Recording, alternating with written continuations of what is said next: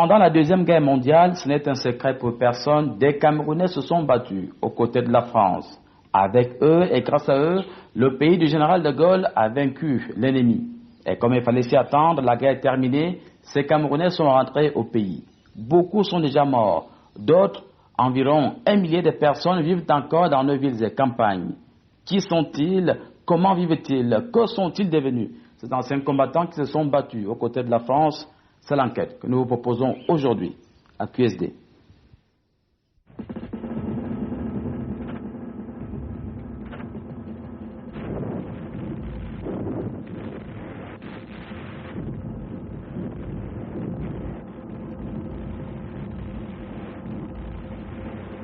Les Ardennes. Pour l'état-major, elles sont depuis toujours réputées infranchissables par une armée en campagne. Forêt très dense, terrain accidenté, c'est un vrai prolongement naturel de la ligne Maginot. Un homme pourtant croit, lui, qu'on peut passer, et passer avec des chars. Cet homme, c'est Guderian, l'un des généraux allemands les plus brillants. Il a soigneusement étudié le terrain et il a réussi à convaincre Hitler. Pour leur malheur, les Alliés n'ont pas vu la plus grande concentration de chars jamais rassemblés, embusqués derrière les Ardennes dès le début de l'offensive.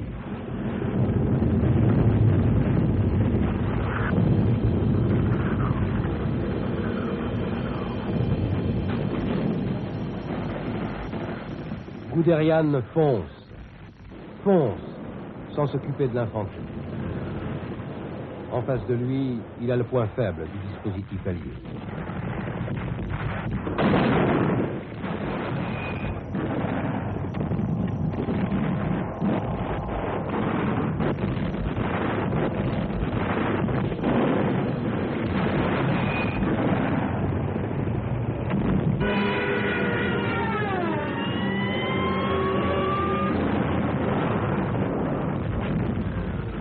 En 3 jours, les Allemands sont sur la Meuse.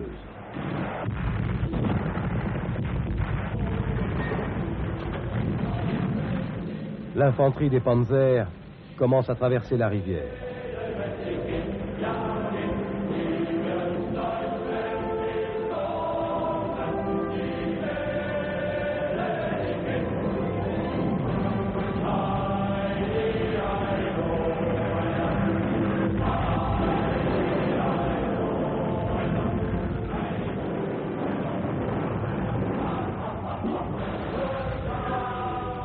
En quelques heures, un pont est construit où vont s'engouffrer les chars de Guderian.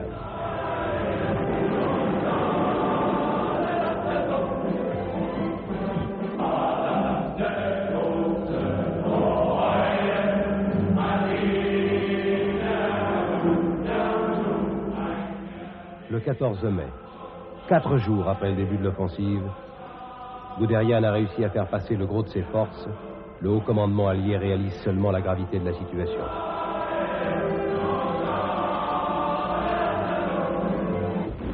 Les Français ne réussissent pas à endiguer le flot.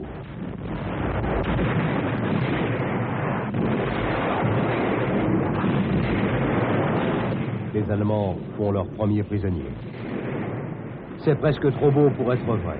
Hitler est stupéfait de la facilité avec laquelle ses troupes s'enfoncent dans les territoires français, au point qu'il s'en inquiète, redoute une contre-attaque et demande que la progression soit stoppée.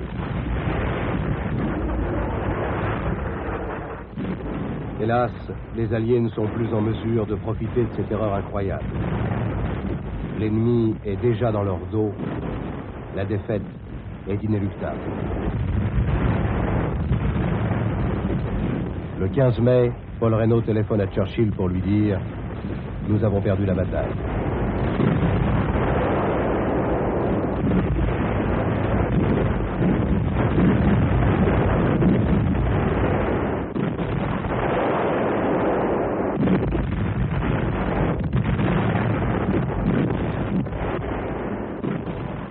Les Panzers reprennent leur marche en avant. Devant eux, il n'y a plus que le vide. Le 16, l'armée allemande arrive sur l'Oise. En pleine débandade, l'aile droite de l'armée française bat en retraite comme elle le peut, perdue, humiliée. Cette armée alliée que les généraux allemands redoutaient tant s'est effondrée en quelques jours.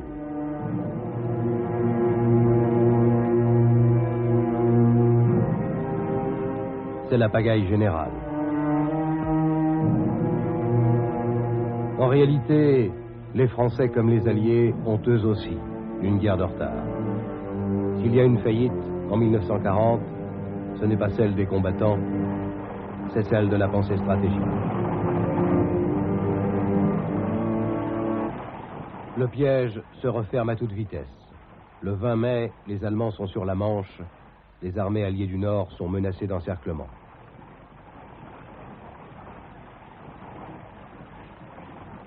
En plein désastre, Weygand remplace Gamelin. 30 divisions de l'armée française sont tombées aux mains des Allemands. La Belgique capitule le 28. Cette fois, Churchill ordonne l'évacuation. Par Dunkerque, seul port encore libre.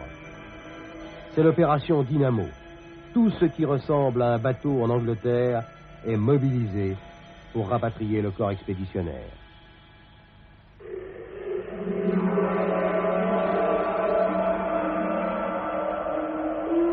Hitler ordonne à la Luftwaffe d'en finir avec Dunkerque.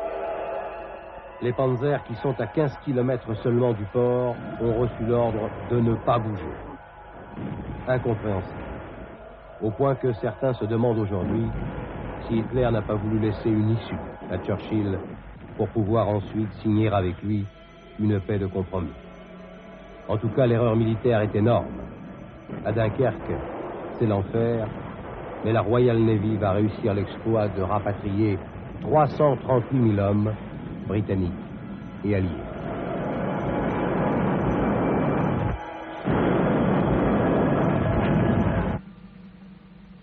Les Anglais partis, ceux qui restent de l'armée française se disloquent en une dizaine de jours. Le 14 juin, les Allemands sont à Paris.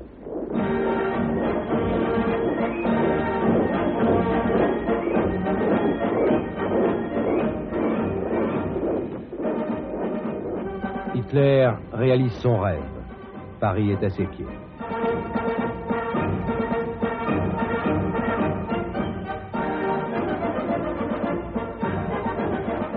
La France se décompose. Weygand presse le gouvernement de négocier l'armistice. Plus personne ne peut arrêter la progression de l'armée allemande. Paul Reynaud refuse la capitulation et démissionne. Le maréchal Pétain lui succède à 84 ans. Son prestige est immense, mais croyant sans doute sauver l'essentiel, il va engager la France dans l'équivoque tragique de la collaboration. Le moment n'est pas venu de vous réfugier dans l'amertume ou de sombrer dans le désespoir. Vous n'êtes ni vendus, ni trahis, ni abandonnés. Ceux qui vous le disent vous mentent et vous jettent dans les bras du communisme. Vous souffrez et vous souffrirez longtemps encore, car nous n'avons pas fini de payer toutes nos fautes. Rappelez-vous surtout que vous êtes des hommes, les hommes d'une vieille et glorieuse nation. Ressaisissez-vous, chassez vos alarmes, venez à moi avec confiance. Tous unis, nous sortirons de la nuit où nous a plongé l'affreuse aventure. L'histoire des anciens combattants en général commence en 1940. La France, en guerre depuis des mois contre l'Allemagne, vient de perdre une bataille, mais refuse de se soumettre à l'ennemi. Moi, général de Gaulle. Le 18 juin, une autre voix, celle du général de Gaulle, appelle les Français à la résistance. Les soldats, les marins, où qu'ils se trouvent actuellement, à se mettre en rapport avec moi. J'invite tous les militaires français, les aviateurs, les forces françaises de terre, de mer, de l'air. J'invite les ingénieurs et les ouvriers français spécialistes de l'armement qui se trouvent en territoire britannique ou qui pourraient y parvenir à se réunir à moi. Le commandant Philippe de Hautecloque, devenu plus tard général Leclerc, est envoyé au Cameroun. Dès que Leclerc est venu, on a commencé à faire des recrutements. On demandait à chaque chef de subdivision d'envoyer des gens. chaque chef de subdivision demandait à chaque chef supérieur lui demandait à chaque chef de groupement, chaque chef de groupement, à chaque chef de village, tant de nombre de personnes envoyées, des jeunes. Ce recrutement, c'était facile. Le médecin, parce qu'il n'y avait pas beaucoup de médecins français à cette époque, parce qu'il y avait beaucoup de lieux de recrutement, un infirmier, ou bien un infirmier camerounais qui était bien placé. On regardait, déshabille-toi, parce que là c'est le recrutement. Si on voit que quelqu'un n'a pas de poil, on le met de côté. Et on va donc le pubis et les selles. Le pubis, on donne l'âge. Dès qu'on a de poil au pubis, on dit 18 ans. Il y avait une combine que j'ai découverte après, parce que ça j'ai vu ça quand j'étais jeune. Le recrutement du Cameroun et sûrement du Togo, on mettait engagés volontaires pour la durée de la guerre. EVDG. Tous les livrets matricules de tous les Camerounais de cette époque de 42 pendant la guerre, avant 1945, étaient comme ça, engagés volontaires pour la durée de la guerre. J'ai réfléchi, je me suis dit, mais qu'est-ce qui se passe? D'autres, au Sénégal, c'est pas ça. C'était engagé. Engagé pour tel an, d'abord engagé pour 2 ans, engagé pour 5 ans. Mais nous, engagé volontaire pour la durée. J'ai compris après que la France avait fait, c'était un piège. Nous ne devions pas aller à la guerre. Ni le Togo, ni le Cameroun. Parce que nous n'étions pas des colonies françaises. Nous étions sous mandat français. Et notre tuteur était la Société des Nations qui est devenue l'ONU. Si on leur demandait, il est engagé volontaire. Oui. Il y en a qui ont signé par des empreintes. Ils ne savent pas si. Plus de la moitié, plus de 2 tiers de. Moi, je connais des Camerounais qui sont engagés, qui ne savent pas ni lire ni écrire. Et comment ils pouvaient donc savoir qui s'engage pour la durée de la guerre et signer? L'effort des guerres du Cameroun pour la France. Tout l'or du Cameroun est passé par là pour acheter les armes. La France a acheté les armes à l'Amérique et en Angleterre. C'est l'or du Cameroun qui a participé à la victoire de la France libre. C'est pas moi, c'est un Français qui a écrit. D'autre part, j'étais à l'école, nous avons cotisé. On nous a dit, la France ici, ça. Les planteurs ont donné, je crois, sur le planteur de cacao, chacun donnait un certain poids, je m'appelle, je ne plantais pas le cacao. Mais à l'école, on nous demandait de donner 5 francs primaire. Je crois que c'était 10 francs, je donnais ça à l'école supérieure. Dans les fonctionnaires donnaient, je ne sais pas si c'était pas fonctionnaire. J'ai donné 2 fois. Parce qu'on a repassé. On dit, pour acheter un avion, l'avion de chasse, l'esprit de tir, on l'a acheté aux Anglais. On a donc l'argent, un beau jour, peut-être 2 mois après, on nous a montré, ici à Yaoundé, on a dit, voilà l'avion que le Cameroun a acheté. J'ai vu. Un avion, peut-être, je ne sais pas si c'était quelque chose ou d'autre chose, mais on nous a monté un avion. On dit que voilà l'avion. C'était un avion qui allait très très vite. Nous ici en bas on applaudissait. Voilà notre avion. Et après, bien après que j'ai su que ce n'est pas un avion que comme on a acheté 2 avions. C'est dans les archives. 2 avions qu'on avait achetés. Pour la France. Pour la France. La France libre. Donc c'est notre participation. La plus grande participation, c'est notre sang. C'est le sang que les Français ont versé, les Camerounais ont versé. Parce que tous les Camerounais qui sont engagés à cette époque, de 42 à 43, tous sont partis avec le clerc. toutes les poupées, de tout ce qu'on des poupées de l'éclair, du Tchad, Birakim de Salah, c'était le Cameroun. Je suis engagé dans l'armée française le 22 mai 1942. C'est à la suite d'un appel du général de Gaulle. C'est à la suite de cet appel que j'ai répondu. Je n'étais pas seul, avec beaucoup d'autres Camerounais, pour être enrôlés dans l'armée française pour la durée de la guerre. Nous avons été enrôlés dans l'armée française, comme je viens de vous dire, à Douala, le 22 mai 1942. Il a fallu des préparatifs, tant à Douala, Yaoundé, qu'à Ngaoundéré. Il y avait un centre d'instruction à Ngaoundéré sur la route de Menganga, qu'on appelle Laoré. C'est là-bas que nous nous sommes imprégnés, n'est-ce pas, des tactiques de la campagne, de l'endurance, du froid et de tout, avant de nous embarquer. Ça a duré combien de temps? Nous avons fait 4 mois à Laoré. On a suivi des cours, on peut dire accélérés, de la transmission, c'est-à-dire des radios, transmission militaire en Ngaoundéré. Et après, nous sommes partis par voie de terre. Et nous sommes partis par voie de terre. On est passé à Bertois, Batouri,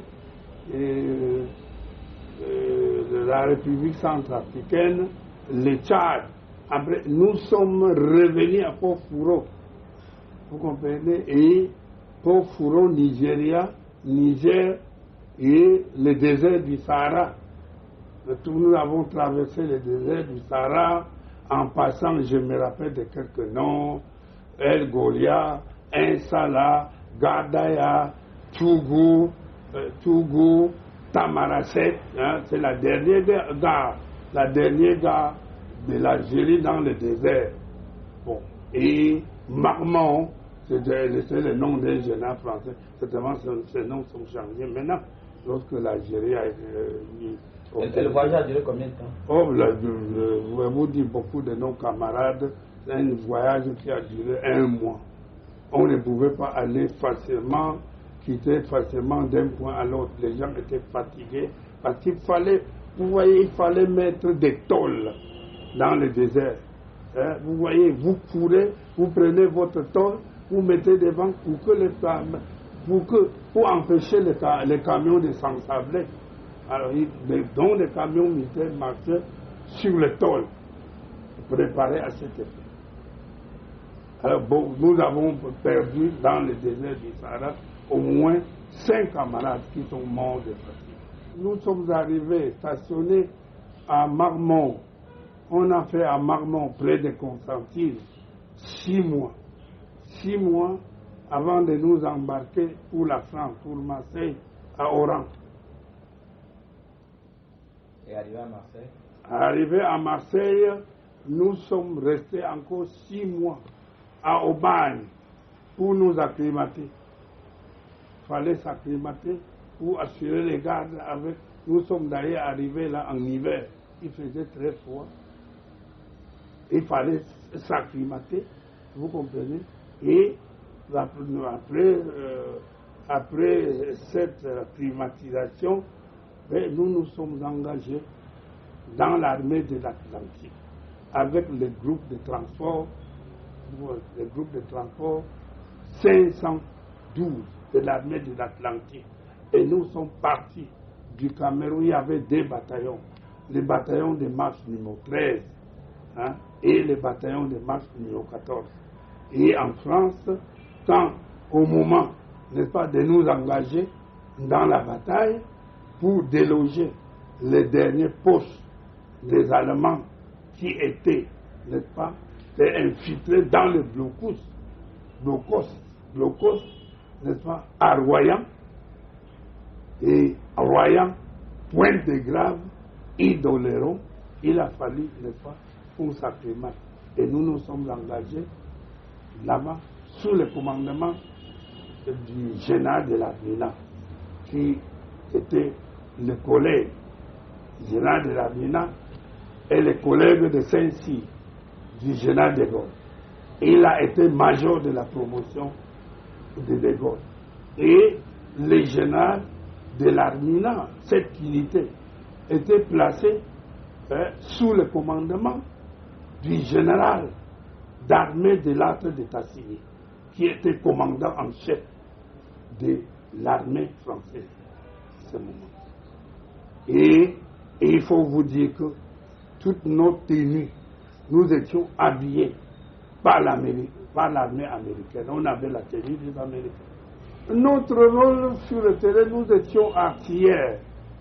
Vous comprenez? Artilleurs, moi, je sais surtout de la transmission. Vous comprenez? C'est nous qui communiquions. On s'était déjà imprégné avec la transmission militaire. C'est notre rôle là-bas, de la transmission. Vous étiez au front même? Comment pas au front? Justement, si je vous montre mon état signalétique de service militaire, vous allez voir comment on a parlé des Royans de Pointe-de-Grave. Là, on ne s'amuse pas. Et ce n'est pas pour rien qu'on a la carte de combattant. Il vous est arrivé de tirer? Nous étions de la transmission, mais nos collègues tiraient. Et puis l'ennemi, voyez-vous, en guerre, l'ennemi ne cherche pas tellement à tirer sur son ennemi qui est devant lui. Il cherche l'état-major. Vous comprenez, l'état-major n'est pas directement sur le front.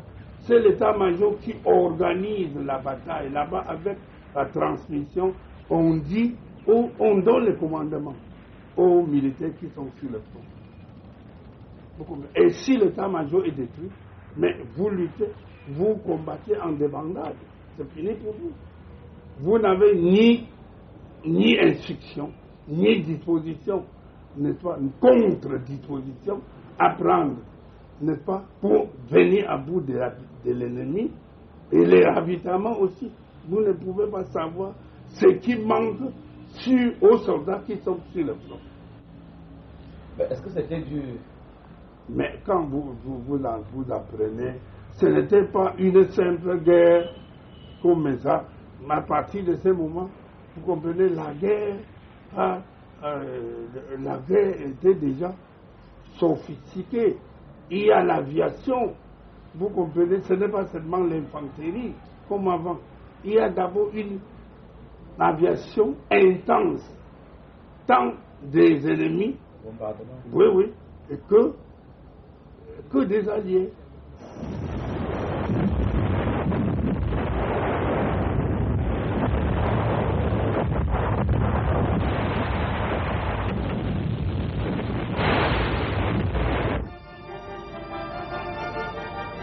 Les premiers parachutages ont commencé depuis minuit sur les deux flancs de la zone du débarquement. Au total, 27 000 hommes et des tonnes de matériel sont larguées.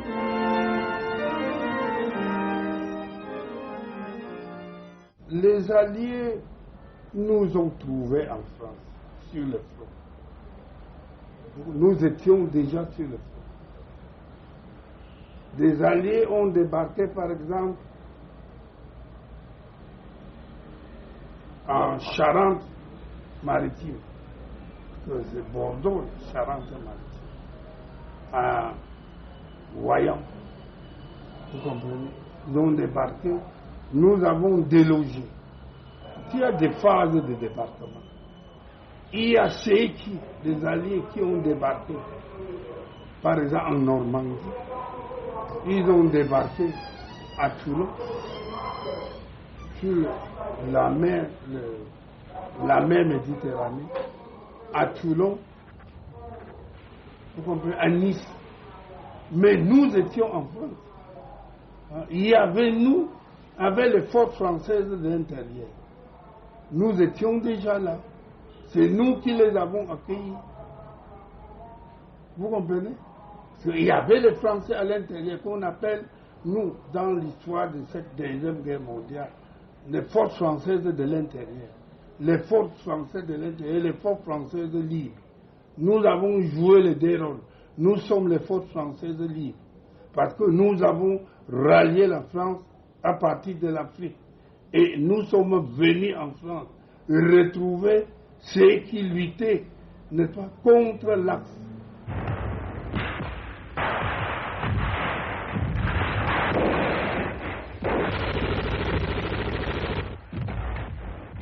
Le 6 juin au soir, les Alliés respirent. Le débarquement a réussi. Une solide tête de pont a été établie.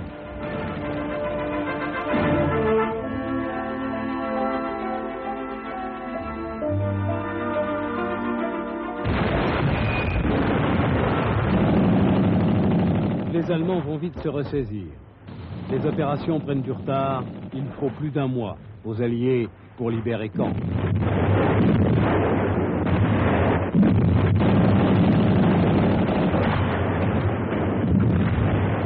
Ce n'est qu'au début du mois d'août que l'armée allemande encerclée doit battre en retraite.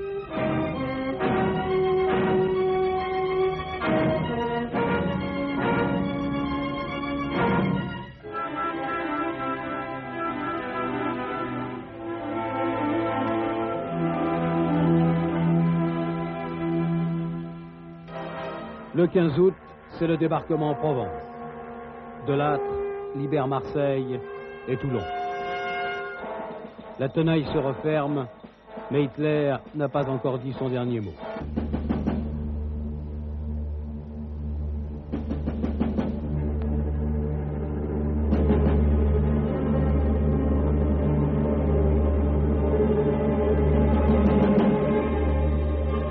À Paris, la résistance a donné l'ordre d'insurrection générale dès le 19 août. Les Français qui depuis 5 ans mènent la guerre de l'ombre peuvent enfin se battre, au grand jour, pour libérer leur capitale.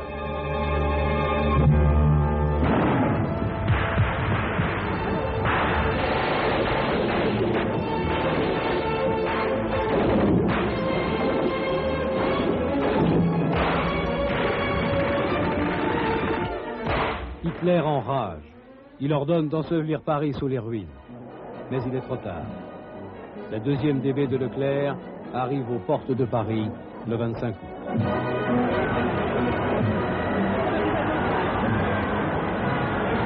Quand on a signé la capitulation allemande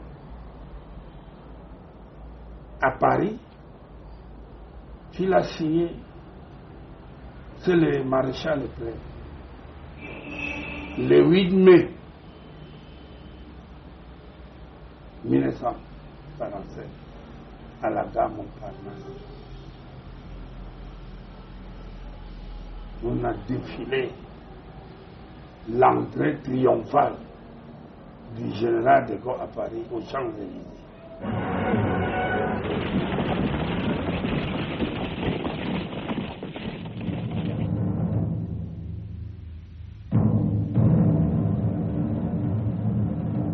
C'est la France qui n'a jamais cessé le combat que De Gaulle exalte dans son premier discours à l'Hôtel de Ville.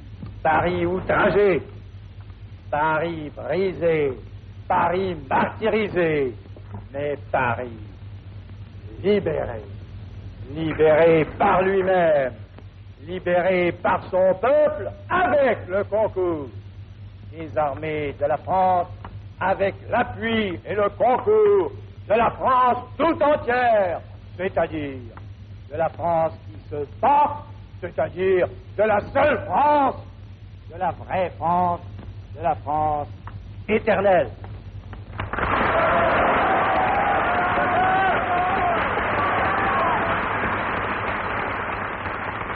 Paris est sauvé.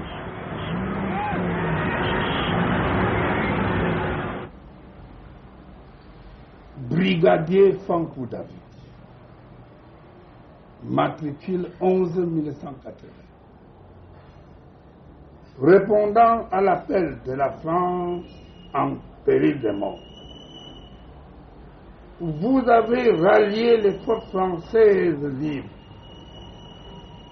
Vous avez été de l'équipe volontaire,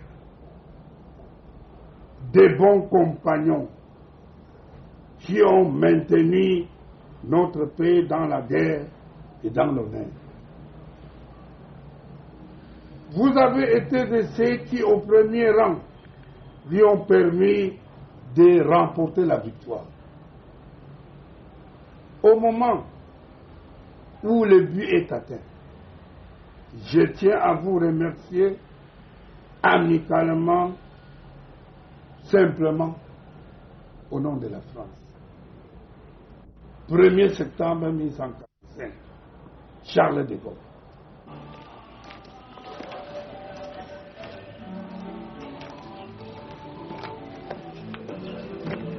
La guerre est terminée et les Camerounais qui ont combattu aux côtés de la France sont rentrés au pays avec dans leur bagage des pensions de combattants égales à celles de leurs collègues français.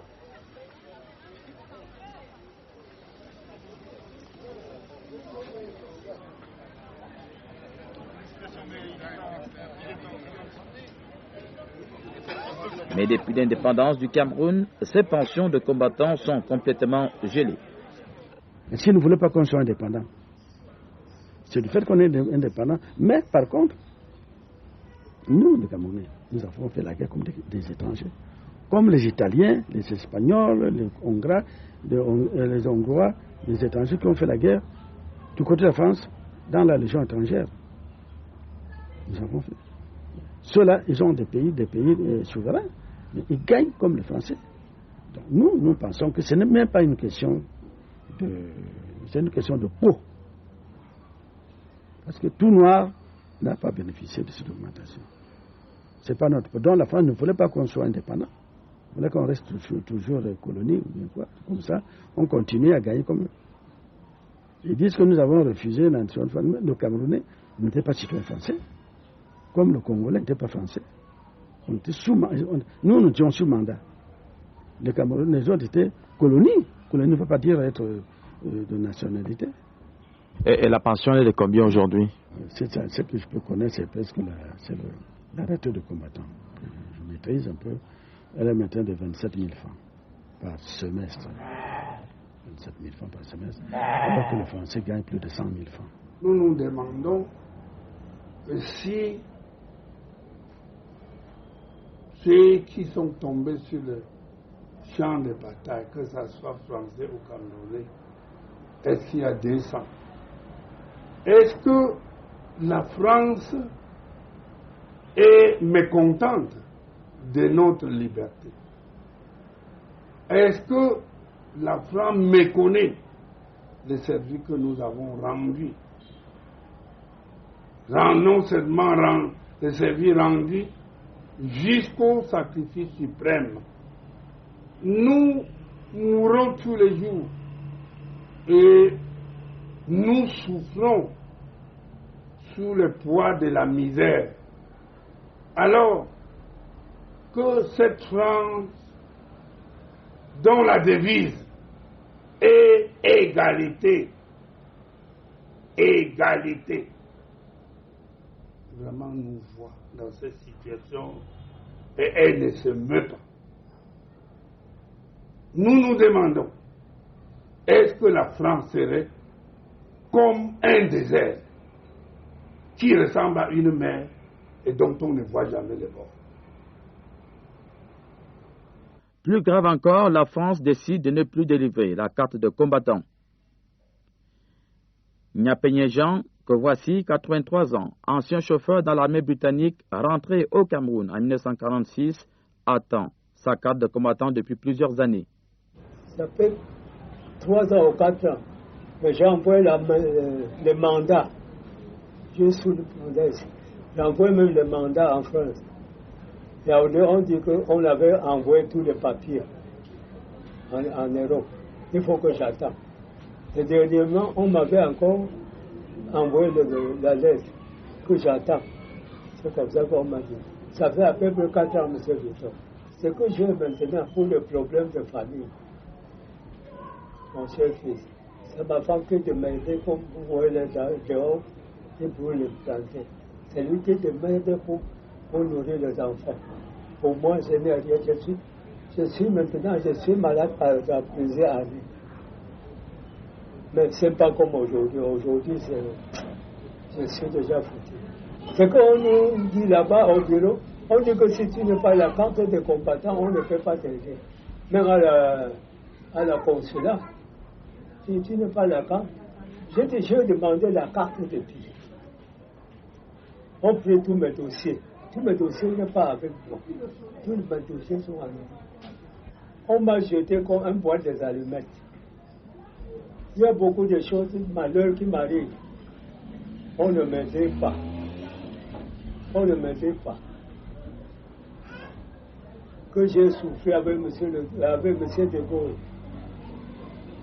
Ce qui nous tue, mon cher fils, c'est parce que De Gaulle était mort. Si De Gaulle n'était pas mort, non, pour nous serons un peu mieux. Oubliés par la France, à qui ils ont tout donné, et ignorés par leurs propres compatriotes, les anciens combattants du Cameroun n'ont plus que 2 événements dans l'année pour se distinguer. Le défilé de la fête nationale du 20 mai et le 11 novembre, fête de l'armistice en France.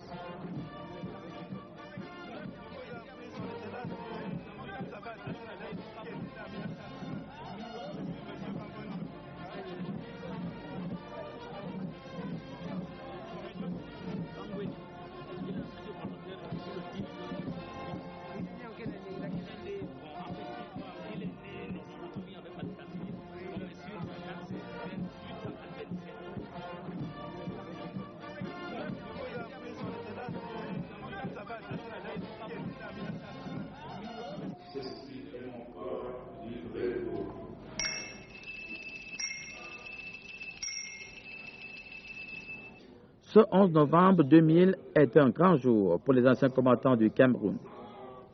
C'est l'occasion pour eux d'exhiber fièrement leurs multiples médailles chargées d'histoire.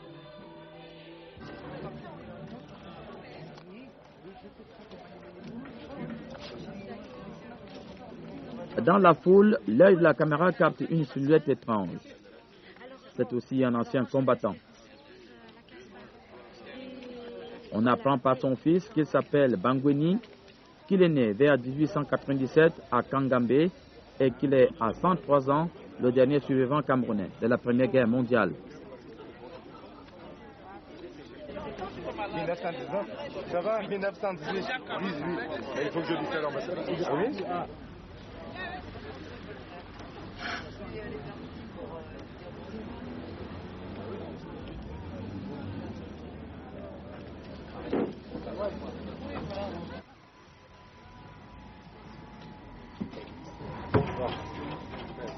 Dans ma voiture.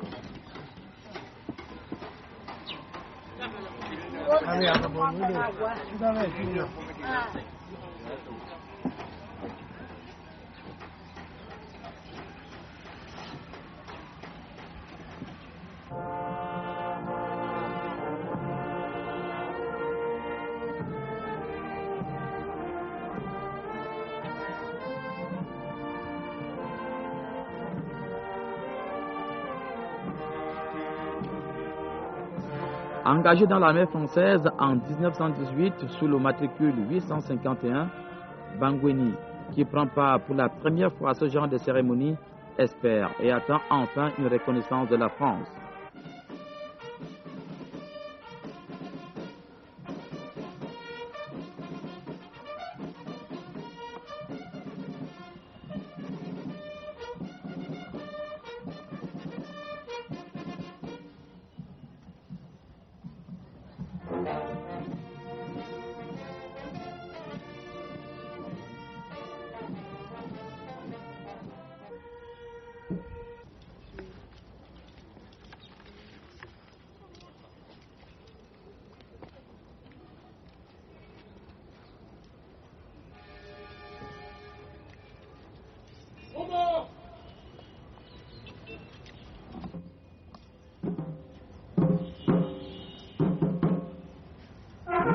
Des civils et des hommes en tenue sont décorés, mais pas lui.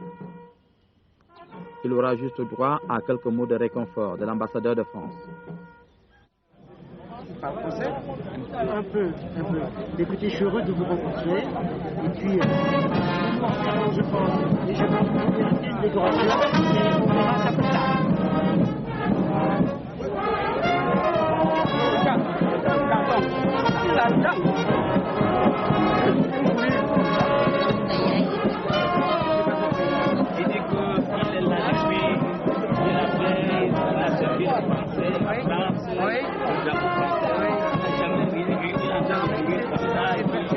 Je suis en train de lui dire que parce que ce n'est pas le moment que vous allez.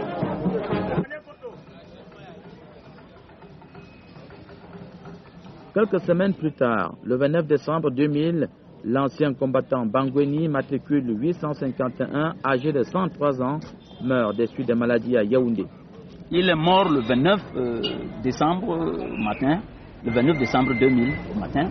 Bon, il a été vraiment malade parce qu'à cause de l'âge, il a souffert d'une prostate, l'hypertrophie de la prostate. Vraiment, il a beaucoup souffert. C'est ça qui me fait beaucoup mal parce qu'il a souffert sérieusement avant de mourir. Bon, mais quant à son âge, c'était normal qu'il aille se reposer. Le 11 novembre dernier, il était bon. Enfin, il a essayé d'être un peu en forme, mais vraiment, il était malade.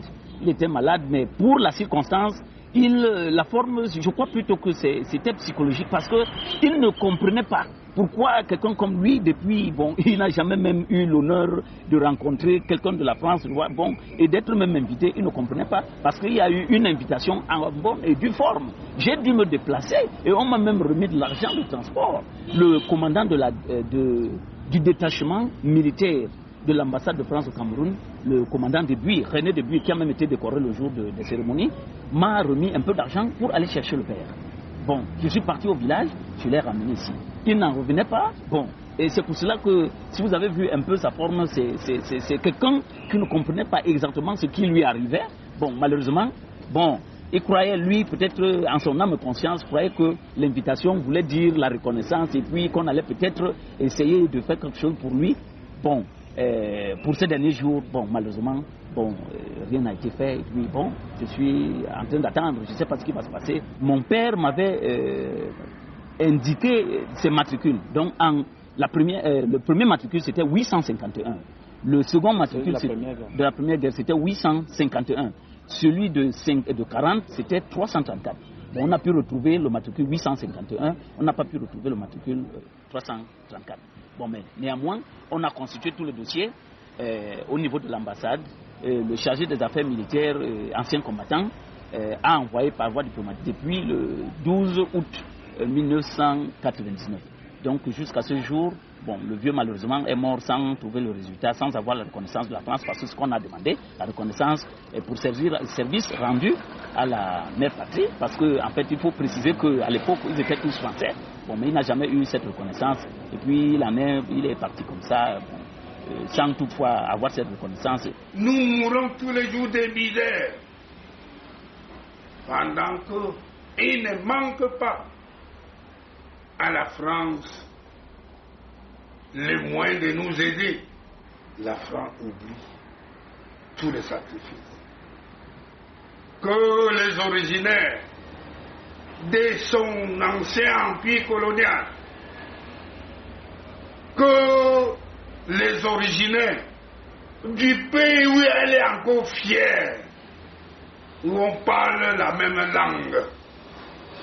La France est insensible à nos peines, à nos souffrances. 40 ans après, on peut être un petit peu surpris qu'il y a encore des gens qui n'aient pas pensé à faire valoir leurs droits. Ils ont quand même eu tout le temps. À 40 ans, c'est quand même une vie d'homme. Donc s'ils n'ont pas fait valoir leurs droits depuis 1960, c'est peut-être parce qu'ils n'ont pas combattu. Voilà. Ou alors qu'ils ne savaient pas. Oh, alors, ça me paraît difficile à croire, compte tenu du fait qu'il existe des associations d'anciens combattants. Il n'y aurait personne, ils seraient perdus dans la nature. Mais enfin, quand même, non. Généralement, ils savent qu'ils ont droit, et la preuve, c'est qu'ils viennent 40 ans après. Mais ce qu'il y a, c'est que là, ça devient très difficile, parce qu'il faut prouver qu'on est bien la même personne que celle dont on apporte les papiers.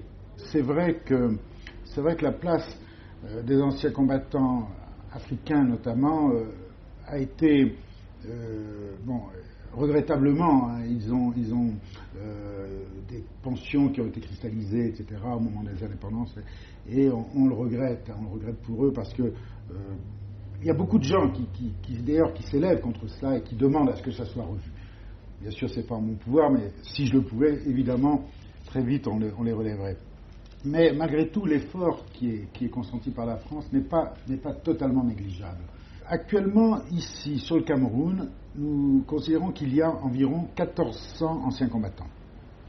Des gens qui ont servi à des titres divers sous le drapeau français.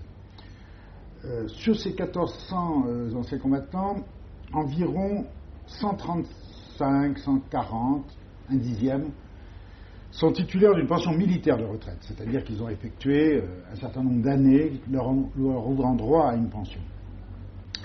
Et à peu près un nombre équivalent, ce sont des veuves. Donc, à peu près environ 300 personnes sont encore bénéficiaires directs d'une pension, soit de retraités, soit de veuves de retraités. Il y a également une soixantaine d'invalides, de personnes qui ont donc été blessées en service, ou pendant le service, ou en action de guerre, et qui bénéficient d'une pension d'invalidité, qui parfois d'ailleurs se combine, s'ajoute à une pension militaire de retraite. Nous avons à peu près 500 personnes qui touchent la retraite militaire du combattant. Pour vous donner une petite idée, le total des pensionnés, des retraites du combattant et des retraites de la médaille militaire s'élève à environ à 144 millions de francs CFA. Par an. Pour ces... Par an ? Par année, bien sûr. Par année. Pour l'année écoulée 2000. Bien.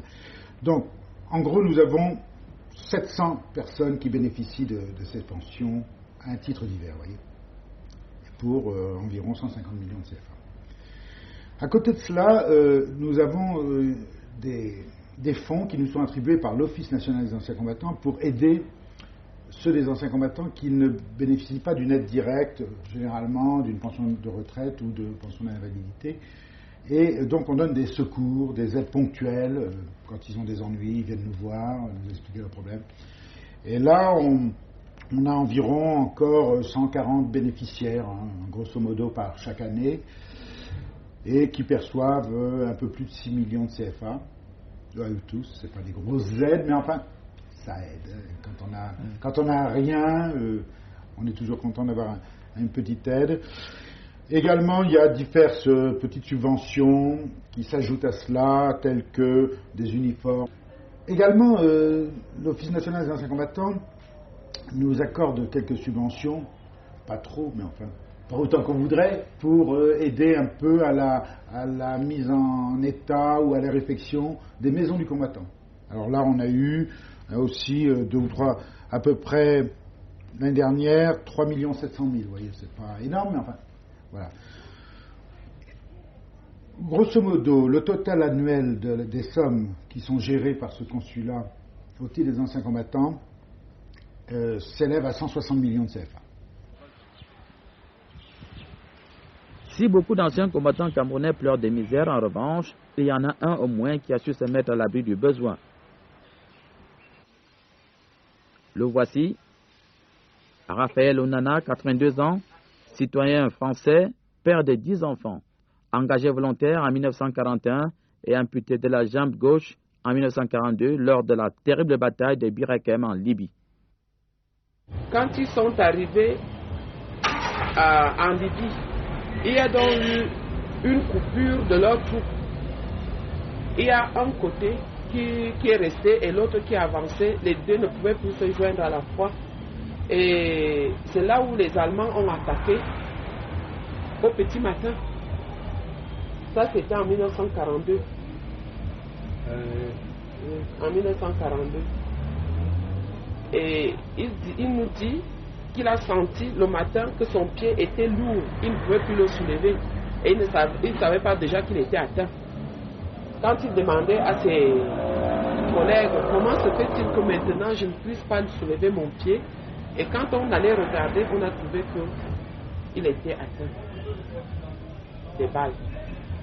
Et un soldat allemand est venu vers lui pour l'exterminer. Mais voyant qu'il était un noir, il a laissé, il est parti. Je crois que s'il aurait été un blanc, il allait l'exterminer une fois. Il est donc resté là, couché, veillant sur ce sang-là, pendant 4 jours. Et c'est après que la gangrène est donc montée. Et quand ils sont partis à... Et comment il a été récupéré? Dans ce temps-là qu'il a été fait prisonnier de guerre. Ils les ont donc emmenés en Libye. C'est de là qu'on les a hospitalisés.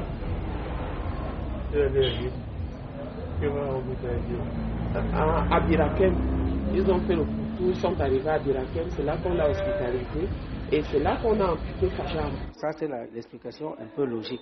Mais autrement, nous partons là d'un monsieur qui, à sa naissance, a été blindé et à qui les hommes qui l'avaient blindé avaient prédit des choses tout à fait extraordinaires, du genre qu'il ne pourra pas mourir sans avoir vu les petits-enfants de ses petits-enfants. Bon, s'il était mort à 23 ans, c'est évident que ce genre de prophétie ne se serait pas réalisé. Donc, on peut penser que ce que lui avaient dit les anciens à Poupouma était tout à fait vrai. Ça veut dire que les Africains, au-delà de la vie rationnelle, de la vie logique, peuvent avoir une autre vie, une vie au-delà de la vie. Nous, les hommes d'aujourd'hui, nous n'y croyons pas beaucoup, peut-être parce que ceux-là même qui devaient nous transmettre ce genre de messages avec des preuves à l'appui ne sont plus avec nous, ou alors nous avons mal assimilé notre patrimoine, notre culture. En tout cas, ça m'a troublé beaucoup personnellement, que M. Onana, dans ces circonstances-là, ne fut pas mort. L'histoire de ce miraculé de Birakem a été immortalisée dans ce roman écrit par Patrice Etoumbala et publié chez l'Harmattan en 1996 sous le titre « Un homme blindé à Birakem ». Il ne savait pas lire et écrire, mais il avait réussi à garder beaucoup de documents avec lui et il m'était facile de les consulter. C'est comme ça que j'ai pu donc écrire ce livre. C'est grâce à Jules Fauré et à son épouse Nathalie que j'ai pu écrire le livre. Aujourd'hui, l'homme blindé de Birakem n'est plus que l'ombre de lui-même. Il a perdu à la fois l'usage de la parole et de la seule jambe qui lui restait.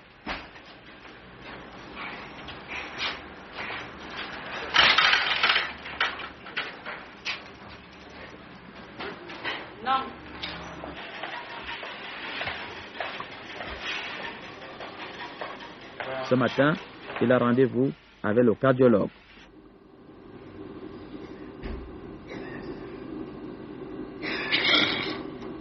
Monsieur Nana, c'est un monsieur de 82 ans qui souffre d'une hypertension artérielle qui lui a causé une insuffisance cardiaque vraiment très modérément sévère, disons, et que nous suivons, nous stabilisons très bien par des médicaments. Je pense que depuis 2 ans pratiquement, il n'a pas été hospitalisé, ce qui prouve qu'il est vraiment un malade bien traité, bien suivi et assez stable. D'ailleurs, je le vois tous les mercredis. Tous les mercredis, on se voit et je pense que ça a été une très bonne solution. Rassurez-vous, Raphaël Onana n'est pas un ancien combattant comme les autres. Sa citoyenneté française lui donne droit depuis plusieurs années à une pension de 800 000 francs CFA par mois avant la dévaluation et un peu plus du double aujourd'hui. Le coût du traitement par mois, ça peut dépasser 300 000. Rien que le traitement sans compter, rien que son traitement simple peut dépasser 300 000 par mois. Et s'il n'y avait pas eu cette pension? Moi, je ne sais pas. S'il n'avait pas eu cette pension, je ne sais pas s'il serait encore en vie. Parce que nous, par exemple, ces enfants, n'allions pas avoir des moyens pour l'entretenir jusqu'à ce jour. Conscient des difficultés que rencontre la majorité des anciens combattants camerounais aujourd'hui, le gouvernement a décidé de prendre un certain nombre de mesures positives. Le chef de l'État a de grandes idées sur l'avenir des anciens combattants et des anciens militaires, parce que toute réflexion faite, les anciens combattants, bien entendu, progressivement disparaîtront, parce que au moment des indépendances, ils étaient déjà dans les 8-10 000. Actuellement, je vous dis, il en reste beaucoup moins, n'est-ce pas? Parce que le plus jeune, actuellement, a au moins 70 ans, n'est-ce pas? Donc c'est 70 ans et plus. Donc le chef de l'État a instruit, n'est-ce pas, le ministère de la Défense de réfléchir sur le problème et de réorganiser, n'est-ce pas, l'Office national des anciens combattants, donc qu'on appelle l'ONAC, qui devrait normalement prendre le nom de l'ONACAM, c'est-à-dire que pas CAM comme Cameroun, mais Office national des anciens combattants et des anciens militaires, pour que, n'est-ce pas, cette institution puisse s'occuper aussi des militaires camerounais qui ont pris leur retraite et qui sont déjà dans les 4-5 000, et qu'il faudra également donc encadrer. Ce que nous plaignons le plus, à vrai dire, ce sont justement les anciens combattants des armées françaises et britanniques. Bon, la France donne une petite aide. Je peux vous dire que la pension semestrielle actuelle, n'est-ce pas, que la France sert aux anciens combattants, à ces anciens combattants, sauf cas très rares, n'est-ce pas, où il y a des problèmes d'invalidité et tout ça, est de 27 999 francs. C'est la somme qui a été justement cristallisée, qui a été donc bloquée au lendemain des indépendances. Donc depuis 40 ans, ce montant n'a pas évolué. Donc nous pensons que nous devrions mener au niveau du gouvernement camerounais des actions en direction de la France pour la sensibiliser de manière à revaloriser, n'est-ce pas, cette pension qui, somme toute, est dérisoire. Bon, du côté camerounais, nous allons certainement augmenter progressivement, n'est-ce pas, la subvention qui est accordée, n'est-ce pas, à l'office, de manière à lui permettre de mieux assister, n'est-ce pas, les anciens combattants qui sont nécessités, et les anciens militaires également nécessités, puisque cette aide que nous apportons actuellement touche à la fois les anciens combattants des armées françaises et britanniques et les anciens militaires retraités de l'armée camerounaise qui seraient en difficulté. Nous ne faisons pas de distinction dans ce domaine. Est-ce que vous avez aujourd'hui l'impression que la France s'acquitte de sa dette morale vis-à-vis de ces anciens combattants qui se sont battus à ses côtés? Je pense que elle le fait certainement à sa manière. Mais nous pensons que du côté, en ce qui concerne le Cameroun, je crains que les anciens combattants eux-mêmes croient, n'est-ce pas, que les ait oubliés. Bon, il y a des petites subsides, des petites aides ponctuelles que le consulat général de France au Cameroun donne lorsqu'il y a des situations ponctuelles. Mais je pense que la France pourrait faire mieux. QSD d'aujourd'hui, c'est terminé. Je vous donne rendez-vous le mois prochain. Bonsoir.